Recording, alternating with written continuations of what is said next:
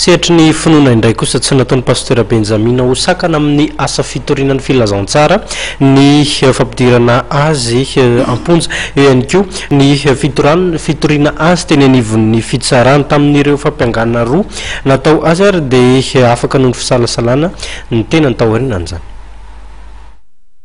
Tsy nandoto ny anarany na ny fiangonana tarihany fa vao maika aza nanome voninahitra azy ireo fitoriana nataona Pintolo teo anivon'ny fiangonana Ziona FJT SA7 ka nahatonga azy notazomina vonjy-maika teny amin'ny fonjana Tanimorana nandritra ny andro vitsivitsy.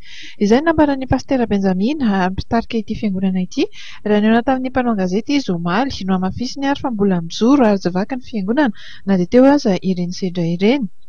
Mianaka evan'ny Madagasikara paika tsara moyen'olo ao zay any Europa any Maurice Nostalio zany hoe reo filazantsara nifanay amin'ny internet dia misy mandray amin'ny teny vazaha misy mandray amin'ny teny gasy manana mitovy filatsara zay any rehefatsy any moyen'olo zay misy olona eo amin'ny zato vava fiangonana natay ohatra amin'izao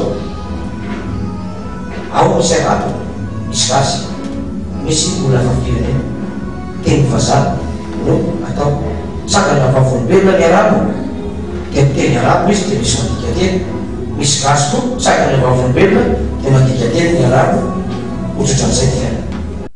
Mpianaka moa no nitory ity mpitondra fivavahana ity ary eto Antananarivo sy tany Fianarantsoa no nametrahana ny fitoriana. Raha mikasika ny raharaha teto Andrenivohitra dia ny telo no fiampanganana azo azy dia ny fisolokiana, ny fanalabarakana ary ny fanaovana herisetra. Tamin'ireo fiampanganana roa voalohany dia afaka madiodio ny fisalasalana ny pasteur Benjamin. 3 volana sazy miantona kosa ny valin'ny fiampangana fahatelo. Ny 20 Aogositra ho avy izao kosa no hivaly ny raharaha tany Fianarantsoa. Izay sehatra ny fonozahina koa tompoko lasy tompoko vavy no isorako anao nanaraka ny fampalalam-bovoatra amin'ny farany hanomezako fotoananao indray ho amin'ny rahampitso metraka ny veloma mandrapitafa ho amin'izay indray ary veloma.